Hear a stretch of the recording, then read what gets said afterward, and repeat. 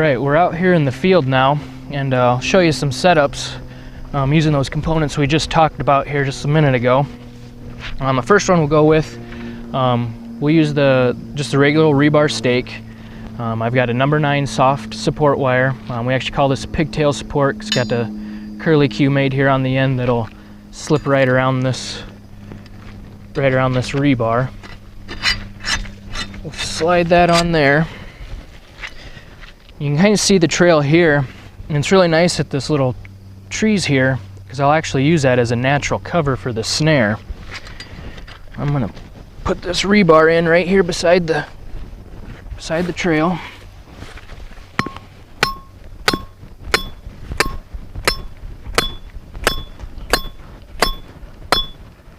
Get that pounded all the way in the ground. And then I'll take my snare here. This is one with that adjustable loop on it. I'm going to take that and loop it around the top of that stake.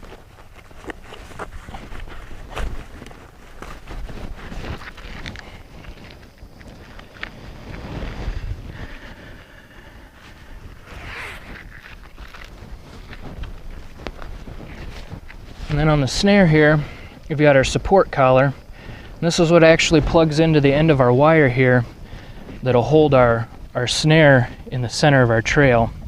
This would be a raccoon trail here. So I'll get my loop set about the size I want to use.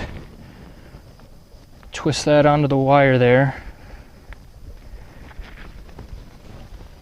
And I'll bend her into place.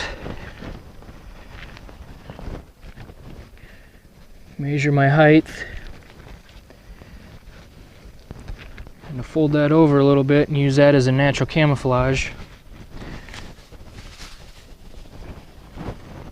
There we go. We'll be ready to go on that one there.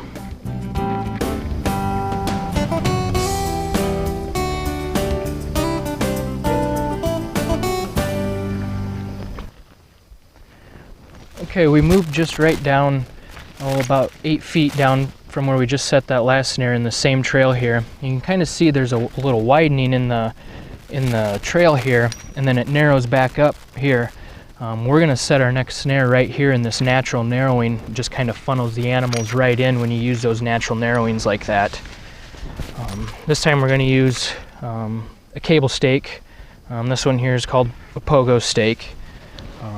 With the cable stakes, you will need a special driver for those. But it definitely cuts down on the weight of carrying a bunch of rebar around if you're using a lot of these. And this here, just plug into the driver. I'll shove this down in the ground.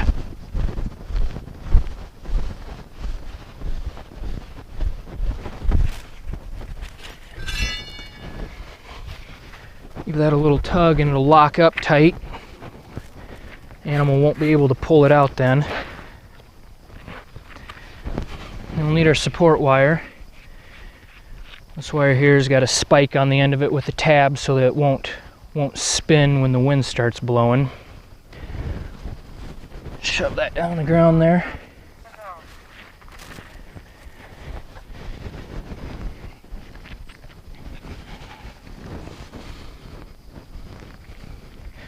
This one here we could even set up for the occasional fox in the area. We do have a little pocket of fox right here. On this one here, running the fox, I'm going to go about an 8-inch diameter loop, about 8 inches off the ground. That'll even catch your big jumbo coon. Doing that there. Like if I was just strictly running for raccoon, I'd have about a 6-inch diameter loop. About 6 inches off the ground. So we get that in place here. Kind of fluff this grass back up a little bit. Blend that back in. I'll grab some of this taller grass here. Kind of wedge that in between my cable and my support collar there. Fold it over there.